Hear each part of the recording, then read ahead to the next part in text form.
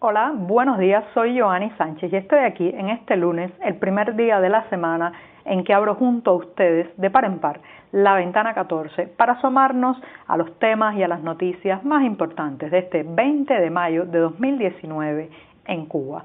Hoy comenzaré con una reflexión muy personal. 117 años del nacimiento de la República Cubana. ¿Por qué apenas se conmemora oficialmente? Por otro lado, ¿cómo afecta el veto de Google a los cubanos que tienen hoy un teléfono móvil Huawei? Un atropello masivo en el malecón de La Habana, un evento trágico que ocurrió este fin de semana, ha vuelto a destapar las críticas sobre los problemas de vialidad en la isla. Y por último, las largas colas para comprar comida llegan hasta los mercados más exclusivos. Pues bien, presentados los temas, voy a pasar a revolver y a tomarme mi cafecito informativo. Ese que de lunes a viernes comparto junto a ustedes, recién colado, breve, caliente, un poco amargo, como ya saben que me gusta a mí, pero siempre necesario. Después de este sorbito aprovecho para recordarles que pueden ampliar todas estas noticias y temas en las páginas del diario digital 14 y medio, que mañana cumple 5 años. Pues bien, dicho esto, voy a pasar a la primera reflexión del día, que como les contaba, tiene que ver con un aniversario. El aniversario 117 de que el 20 de mayo de 1902 se fundara la República de Cuba.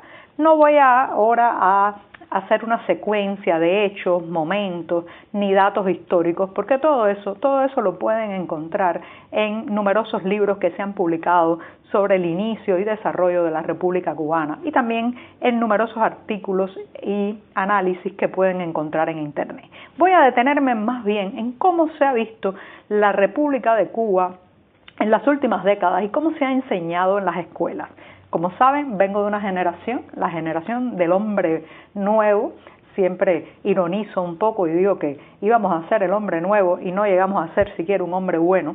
Y eso está dado en parte por la distorsión de la historia, lo esperpéntico de la historia que nos enseñaron. Desde que era muy pequeña, que comencé a leer y recibí las primeras clases de historia, me percaté de que la República era tomada, todo ese periodo de 1902 hasta que Fidel Castro llegó al poder, todo ese periodo era tomado y analizado con mucha negatividad y con adjetivos bastante peyorativos. Incluso todos los de mi generación recordaremos que en las clases de historia se hablaba de la república neocolonial o la república mediatizada y se obviaba convenientemente, y se obvia convenientemente hasta el día de hoy, los progresos, los avances, los movimientos cívicos importantísimos que en ese periodo de tiempo de más de 50 años pues lograron conquistas importantes desde el feminismo hasta el sindicalismo. Lo que ha ocurrido es que se ha tratado de presentar la historia de Cuba como si hubiera nacido ese 1 de enero de 1959, cuando los guerrilleros, los rebeldes cubanos bajaron de la sierra y empezaron poco a poco a adueñarse del país.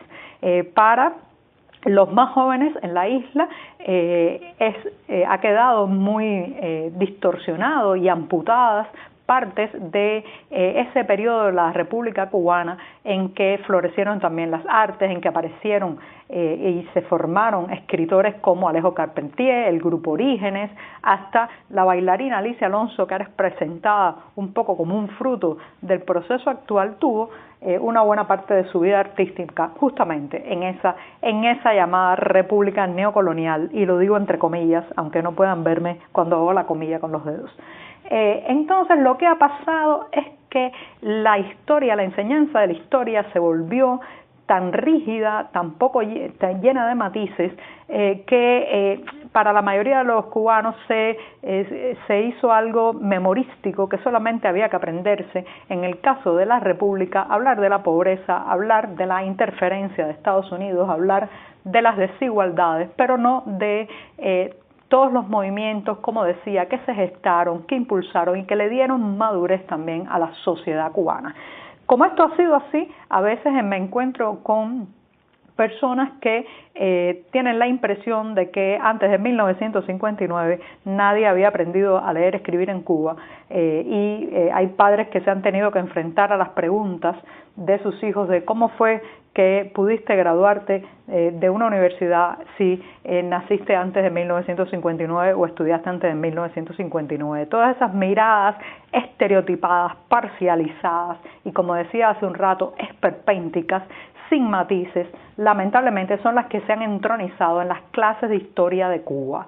Y eso es lo que ha traído como un resultado lo que estamos viviendo hoy, que la fecha del 20 de mayo sea una fecha rechazada desde la Plaza de la Revolución, desde el oficialismo y casi convertida en una fecha, en una efeméride opositora, de manera que cada 20 de mayo son comunes las amenazas, los arrestos arbitrarios y las detenciones también dentro de las casas de activistas que quieren conmemorar ese momento. En realidad lo que están conmemorando no es a un presidente ni a un líder en específico de la Cuba republicana, están conmemorando el nacimiento de una nación soberana con sus pros y sus contras, sus luces y sus sombras, su largo camino por recorrer, pero los primeros pasos, la andadura de un país que había estado bajo un yugo colonial y que empezaba a llamarse república. Así que bueno, este es el 20 de mayo, los insto, sobre todo a los que viven dentro de Cuba y tienen menos de 50 años, acercarse a la historia con menos prejuicios,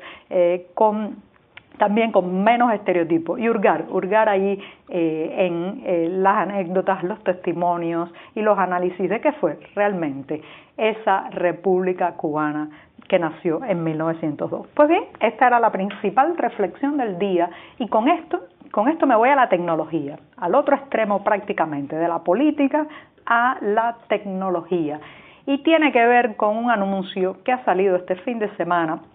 Como saben, pues el gigante estadounidense Google ha pues lanzado un veto contra la firma de tecnología Huawei, es una firma tecnológica china, y entonces pues Google ha dicho que pondrá limitaciones y restricciones para el uso de su sistema operativo Android, ese que conocemos de los teléfonos móviles, y para que el gigante chino pueda actualizar o mantener en sus dispositivos celulares el uso de el sistema operativo de Google. Esto es un duro golpe, es un macetazo a bueno, pues todos los que tienen un periférico de esta marca dentro de la isla, en el mundo y fundamentalmente dentro de la isla, y la gran interrogante que se abre es qué va a ocurrir con los usuarios de estos dispositivos, porque nada más que en 2018 Huawei vendió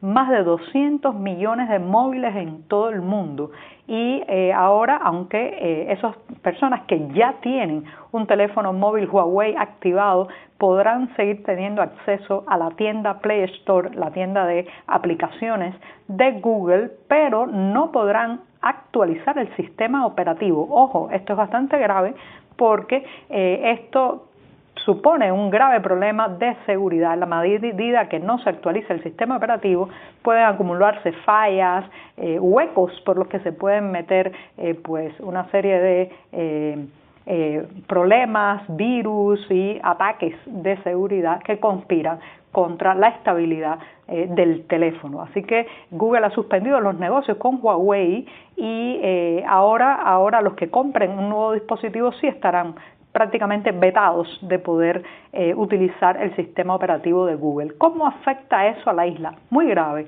¿Por qué? Porque la firma Huawei se ha impuesto en el mercado cubano de la mano de las autoridades de telecomunicaciones. No olvidemos que no solamente la mayoría de las antenas que se utilizan en Cuba para la comunicación Wi-Fi son de la marca Huawei, las que ha usado la empresa de telecomunicaciones de Cuba, ETEXA, en los puntos Wi-Fi, sino que también pues esta misma empresa está vendiendo los modelos Huawei preferentemente, de manera preferente, en sus oficinas. Por ejemplo, el Huawei Y3, el Huawei Y520, que oscilan entre 80 y 85 pesos convertibles, más o menos lo mismo en dólares. Así que ahora mismo hay en la isla un gran volumen volumen de usuarios que usan este tipo de dispositivos y se hacen la pregunta de qué va a pasar. Así que si usted está pensando comprarse un Huawei, este no es el mejor momento.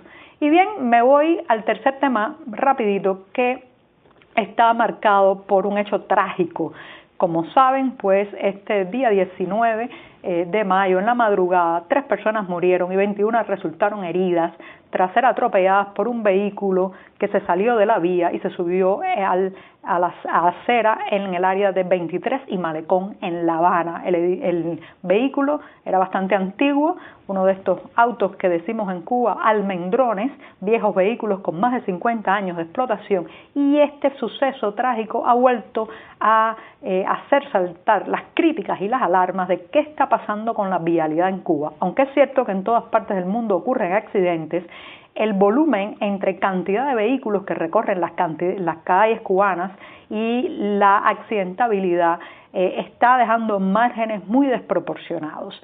Hay muchas razones, la imprudencia, hay veces que se conduce después de ingerir bebidas alcohólicas, pero también hay un elemento que no podemos obviar, el hecho de que los cubanos no podamos comprar vehículos nuevos a precios asequibles, pues eso hace que el parque vehicular de la isla esté totalmente desfasado y tenga frecuentemente estos problemas técnicos que terminan muchas veces en la pérdida de vidas humanas. Mientras el oficialismo no deje importar vehículos, mientras no baje los precios de los vehículos nuevos en las tiendas que llegan hasta $250,000, así mismo como lo escucha, $250,000 por un vehículo en un país donde un médico gana $50 al mes. Mientras eso siga así, lamentablemente la inventiva popular seguirá apelando a estos viejos carromatos, a estos viejos vehículos que parece que van a desarmarse y que son verdaderos peligros rodantes. Pues bien, con esto me voy al último tema, me he demorado un poco, pero ya saben, los lunes se concentran las noticias. Y esto tiene que ver con que las largas colas para comprar comida han llegado incluso a los mercados más exclusivos. Las tiendas que hasta hace poco eran prácticamente para diplomáticos, que estaban alejados del centro de la ciudad de La Habana, que llegar a ellos era complicado, que allí compraban embajadores y nuevos ricos, ahora están con largas colas a las afueras para alcanzar un pedazo de pollo. Un ejemplo, la exclusiva tienda El Palco. Sí, para quienes lo conocieron hace unos años, recuerdan que era una tienda muy reconocida por su suministro y sobre todo por la gente que la visitaba, que era de diplomáticos, militares y cuentapropistas muy exitosos hacia arriba. Ahora afuera está la misma cola, las mismas discusiones, las mismas peleas a golpes que en cualquier mercado de La Habana. Pues bien, con esto me voy.